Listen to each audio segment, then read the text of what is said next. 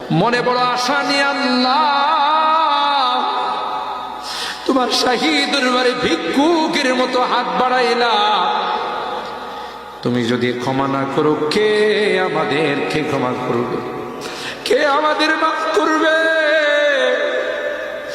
ভিক্ষুকে একজনের কাছে ভিক্ষা না পেলে আরেকজনের কাছে পায়।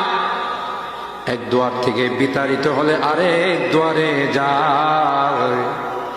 তোমার দরবার থেকে যদি মাহরুম হয়ে যায়, বিতাড়িত হয়ে যায়, কার কাছে যাব? কে আমাদেরকে ক্ষমা করবে? মালিক রে, কাঙ্গালের মতো হাত বাড়াইলাম। তওবা করতেছি, আর জীবনে কোনোদিন নামাজ ছাড়ব না, আর জীবনে কোনো গুনাহ করব না, আর জীবনে কোনোদিন বেপরদায় চলব না।